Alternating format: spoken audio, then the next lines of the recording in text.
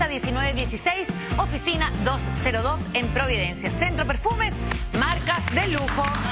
Bravísimo, gracias. Oye, ¿cómo sacarle el mejor provecho a nuestras lucas, a todas aquellas madres, dueñas de casa que necesitan hacer milagros con esa platita mensual? Preste atención porque ya nos acompaña Mario Valenzuela, lo recibimos con fuerte aplauso, vicedecano de la Facultad de Economía y Negocios de la Universidad San Sebastián. ¡Ole! Bravísimo. Oye, el medio título, ¿ah? Oiga. Medio título. Necesita un cartel de este porte en la puerta de vicedecano de la Oye, Facultad. futuro yo lo voy a votar como alcalde de mi comuna. ¿Cierto? Me cae bien, sí, me cae bien. Qué bueno, chica. ¿Cómo estás, Mario? Muy bien, muchas gracias. Qué bueno. Voy a emprender una carrera política con usted, por Yo, lo que pues veo. nosotros podemos ser asesoras. Candidato. Oiga, Pero estupendo. ¿A dónde boleteamos? Esa es la pregunta. claro, ¿y por qué tampoco? Yanir estaba planteando que las mujeres éramos mejores para organizar los recursos o los bienes o los dineros del hogar. Por lo menos los del hogar. Diga no que sé sí. el resto, pero... Diga que sí. Dado que soy casado y tengo 2 hijas, mujeres adultas, Ajá. efectivamente sí, ¿Casa tienen herrero, toda la cuchillo razón. palo usted? Sí, claro, pues. Pero ¿cómo? ¿Quién lleva la economía? Usted es el máster en economía. ¿Quién lleva el control de las platas Mi en su casa? señora. Yo tengo la última palabra, siempre. Sí, mi amor. Ok. Que lo lleva ella. ¿Mito o realidad que las mujeres administran las casas y lo hacen bien? Yo diría que lo hacen bastante bien. Bastante bien. ¿Qué nos falta, por ejemplo? ¿En dónde fallamos? Plata. Nos falta Yo- plata. ¿Dónde fallamos en cuanto a lo macro, a la macroeconomía? Hablemos en términos familiares. Sí, nosotros Sí. entendemos el término. Yo creo que se puede mejorar mucho. Ok. Por ejemplo, en la medida que las mujeres, las damas, ¿no es cierto?, que están administrando las finanzas familiares, investiguen bien y conozcan muy bien históricamente cuáles son los distintos componentes que tiene el gasto. Por Ok. ejemplo, me interesa ese tema. Por ejemplo, hay componentes fijos del gasto Ok. que tenemos que pagar todos los meses. Gasto fijo. Gasto fijo. O de lo contrario podemos tener alguna pérdida patrimonial. Ok. Por ejemplo, si dejamos de pagar el dividendo hipotecario Ok. o dejamos de pagar un arriendo, nos podrían expulsar de una vivienda, ¿no es Ok, cierto? perfecto. O si dejamos de pagar un arancel de un colegio Claro. o de una Y en universidad. general se dejan de pagar por falta de plata por bicicleteo. Si no pongo la plata acá, la pongo acá. Si no la pongo acá, la devuelvo para acá. Pero la idea es que nos organicemos. Ok. ¿Nos chicas. puedes explicar un poco así con peras y manzanas en qué consisten los gastos fijos, los gastos variables o cómo se llaman? Ok. Esas cosas escritas que tienes allí. Los ahorros y todo. Ingresos recurrentes, ingresos extraordinarios. Escribir algunas cosas para explicar mejor. Ok, explica. Primero tenemos 2 tipos de ingresos. Los ingresos que son recurrentes, que son permanentes, que normalmente provienen de nuestro trabajo, Ok. como por ejemplo un sueldo, Ok. un arriendo que podemos tener una propiedad, ¿no es cierto?, eventualmente, de aquellos ingresos que son extraordinarios. Por ejemplo, cuando nos pagan un bono de desempeño. Qué bueno sería. No estaría. Oye, ¿nos estamos mandando un aviso? ¿Cómo nos Para arriba. estamos desempeñando? Por ejemplo, un bono. Por ejemplo, una herencia también. Por ejemplo, una herencia también es un ingreso extraordinario. Ok. Por ejemplo, la liquidación de un vehículo, de un depósito a plazo que tenemos, Ok. eso también sería considerado un ingreso extraordinario. Y lo importante es lo que hacemos con ese ingreso. Ok. ¿Cómo recomiendas utilizar o reutilizar los ingresos extraordinarios? Básicamente en recomponer activos. ¿Qué significa eso?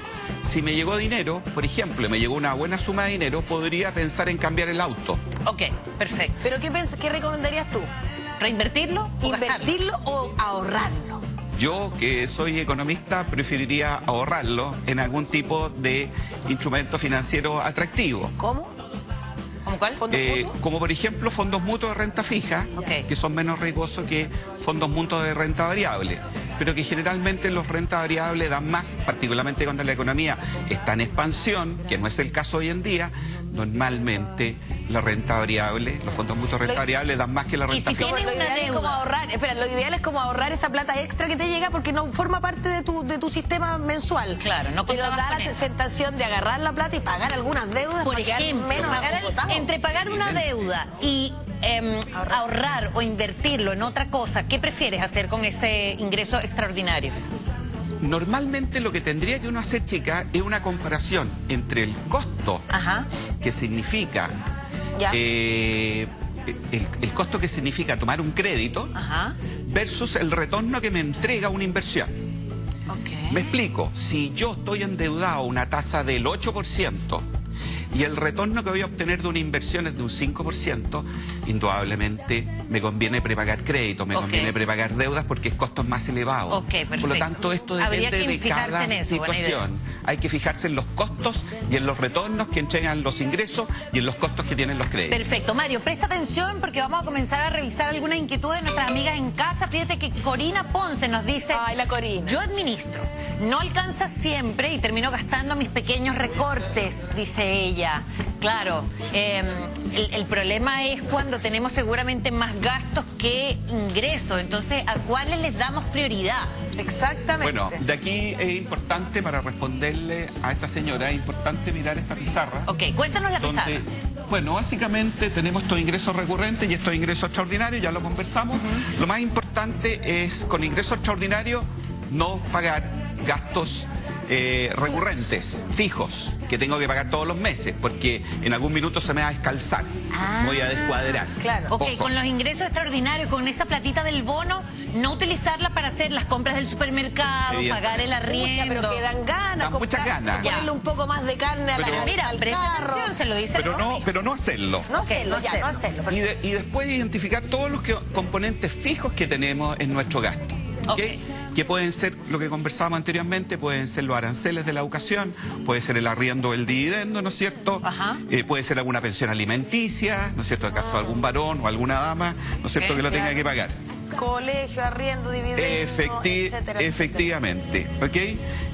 Podemos tener que pagar una locomoción escolar, un almuerzo, ¿no es cierto?, una merienda a nuestros hijos en el colegio, etcétera, etcétera, etcétera. Todo lo que es fijo, no ocupar esta plata extra que ingresa. De todas maneras. Don Mario, tenemos... Y preocuparnos inicialmente, de que nuestros ingresos cubran estos gastos fijos. Claro. Después vienen los gastos variables, pero que son necesarios. Ya vamos a hablar de eso. Vamos a hablar de eso. Tenemos un móvil con la María José Andrade, que está en Piazza Italia, imagínese usted, en Plaza Italia, con un caso justamente. Le van a hacer una pregunta a don Mario. Atención.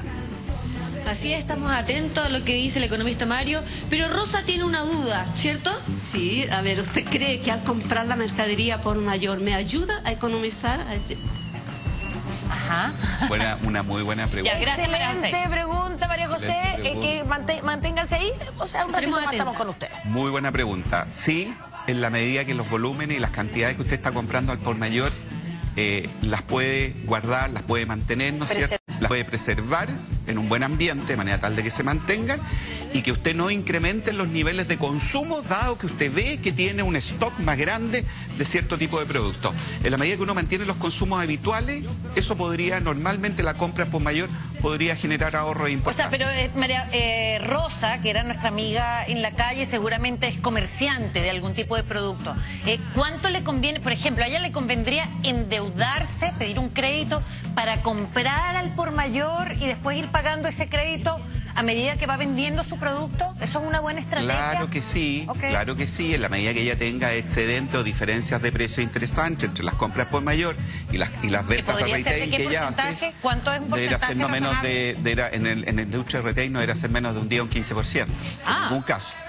Ahí lo importante es el volumen, Ahí lo importante más que el margen es el volumen. No se olviden que los supermercados tienen margen del 1,5, 1,8, 2 y 2,5%. ¿Cuál es el secreto, Mario, para tener, no sé, ser hábil con esto de los números? Porque no todo el mundo tiene el don que tuviste tú, quizás genético, lo heredaste. O lo estudió. O lo estudiaste, claro, lo estudiaste. Porque ahora, antes existía el ramo de economía del hogar en los colegios. Sí. Ya no existe. Qué pena, Entonces cada uno se salva solo y tiene que de alguna manera administrar lo que tiene como pueda, con el talento que le llegó. Claro, ¿de qué manera? ¿Cuáles son las claves para ser un buen economista? Un buen ministro de Economía de tu casa. Un buen economista familiar, ¿no es cierto? Identificar estos componentes que estábamos comentando. Estos gastos fijos, los gastos variables necesarios, ¿no es cierto? Que son todos los servicios generales, electricidad, gas y agua. Esos no son fijos. No son fijos. No son fijos porque varían el monto, pero son necesarios. Depende del nivel de ocupación que uno haga de ellos. Exacto. Y de hecho, cuando uno está... de un minuto. Exactamente, cuando uno está apretado los puede racionalizar. Exactamente. Los puede disminuir. Los otros gastos fijos ustedes no los pueden hacer. Igual. Exactamente. Pero vamos a hacer un ejemplo, porque ya lo tenemos allí escrito, un ejemplo con lucas concretas. Pero antes, fíjate que Butterfly nos dice en nuestra cuenta de Twitter: buen martes, chicas. Yo economizo comprando solo cuando está en oferta la mercadería y guardo. Esa es una buena estrategia. Por ejemplo, vamos al supermercado y el arroz, hay oferta, 2x1, o el aceite. Entonces uno ahí aprovecha y dice, bueno, ya me voy a comprar 2, 3 de una vez y lo guardo en la alacena. Muy bueno. ¿Eso es una buena estrategia? Es muy bueno, pero repito, es importante que uno, primero, no descuadre todas las finanzas por hacer esas compras. Ok. Porque uno podría dejar de comprar otras cosas que también son importantes, ¿no? Okay. En segundo lugar, en la medida que uno tenga la capacidad de poder almacenar, ¿no es cierto? Sí. Y mantener un nivel de consumo normal. Que no tengas que arrendar una bodega para almacenar lo que compraste en el supermercado. Igual hay gente que es más vivaracha con eso. Chicas, mantener un nivel de consumo normal, porque muchas veces uno piensa, oye, tengo esa cantidad de miel que me compré. Hagamos un asado. Hagamos un asadito, hagamos una... Yo invito. Claro, exactamente, ¿no? Entonces hay que tener cuidado también que esos stocks muchas veces no incentiven un mayor nivel de gasto en consumo. Es como que pegarse las manos y guardar la plata, olvidarse que uno la tiene. Aunque cueste, aunque uno la necesite. Efectivamente. Oiga, queremos agradecerle a don Mario Valenzuela por estar aquí. Él es el vicedecano de la Facultad de Economía y Negocios de la Universidad. Esa es la que no vamos a estudiar. No, me encantaría hacer un cursito. Fuera de talla, necesito mucho hacer un curso. Le damos un aplauso. Bien. Y ahora continuamos. Mensaje. Oiga. Tiene un mensaje que dan un segundo, esto es muy importante, tiene un mensaje para su suegra. Sí. Mi suegra que está enfermita no está viendo, madruga, se llama Sofía, le mando un saludo muy grande y un beso, y quiero que sepa que la quiero mucho. Bien. Mira, buen yerno, buen esposo, buen economista, buen ser humano, tiene que ser presidente de la República. Mario, presidente. Mario, presidente. Acuérdense, nosotros nos saluda después. Gracias, Mario. Oiga, muchas gracias, porque a continuación tenemos otro especialista, también Ojito Color. También. Fíjese que él nos va a ayudar a combatir este flagelo que